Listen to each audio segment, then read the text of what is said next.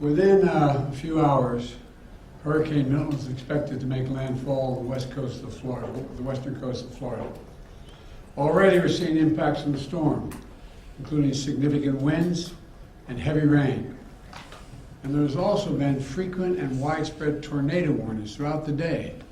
And they're continuing and expected to expand as Milton moves over land, including a few that have already touched down in South Florida.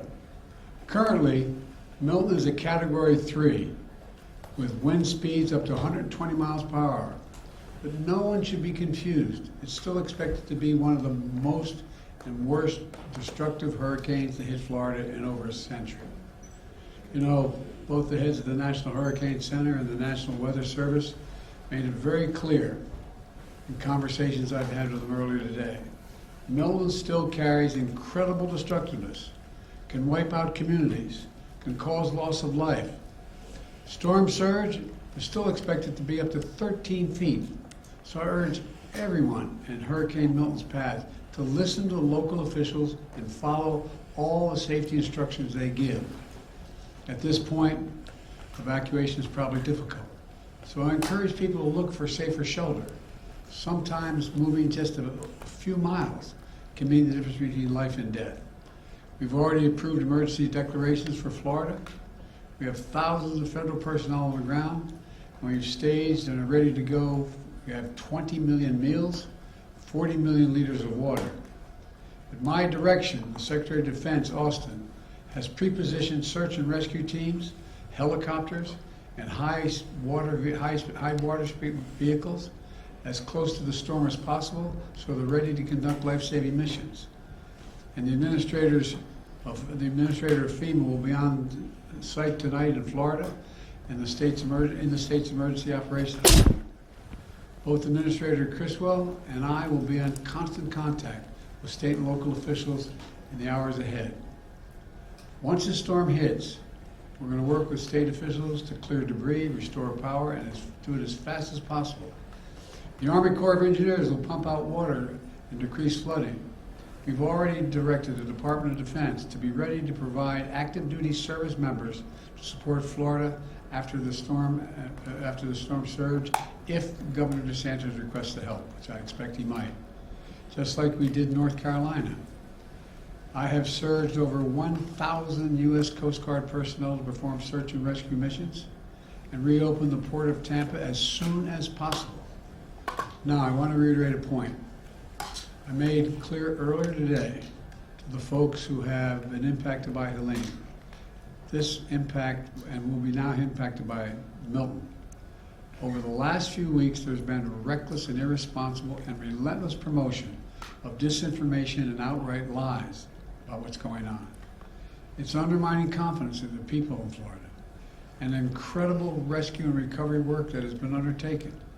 Literally, there are thousands of fellow Americans who are putting their lives at stake and putting on the line to do the dangerous work that needs to be done now.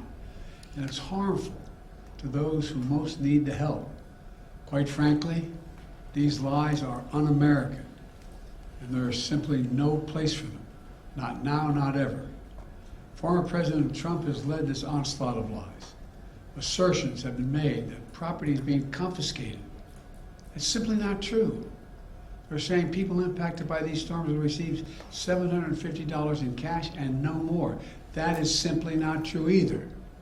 They're saying that money needed for these crises are being diverted to migrants. What the heck are they talking about? Stop it. It's outrageous. It's just not true. Now the claims are getting even more bizarre.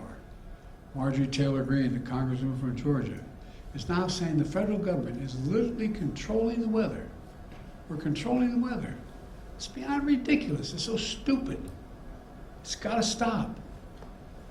Let me close with this. As difficult as these days and weeks have been, we've seen incredible courage by so many of our fellow Americans. I want to thank all the first responders for running toward danger instead of away from it, for saving lives and making a difference.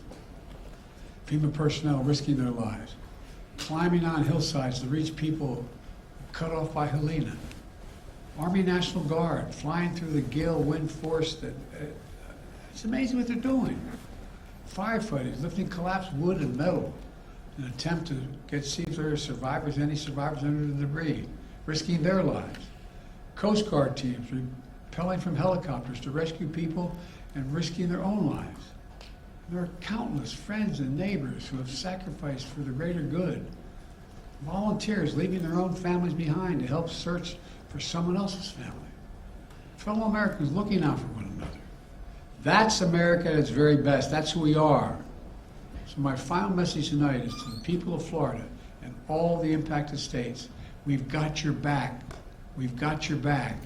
And Kamala and I will be there for as long as it takes to rescue, recover, and rebuild. May God bless you all, and may God protect those serving in the eye of this storm on behalf of our nation. Thank you. Why do you think Trump is spreading misinformation? Why do you think Trump is spreading misinformation? To President Putin during the height of the pandemic. Do you have a comment, sir? Why do you think Trump is? Speaking of un-American. Why do you think Trump is spreading misinformation? I don't know. I simply don't know. You can speculate, but I just find it. I've used the phrase more than I've used it ever in my whole career. Un-American. It's un-American. It's not who the hell we are. What are they talking about? Sir, have you considered calling him and asking him to stop doing that? To stop spreading it? Oh, come on. Mr. President, does Governor DeSantis need to take Vice President Harris's calls? All I can tell you is I'm talking to Governor DeSantis. He's been very gracious. He's thanked me for all we've done. He knows what we're doing, and I think that's important. Can you say that Florida has everything it needs for the storm? How was your call with Netanyahu today? We didn't talk about the storm. Thank you.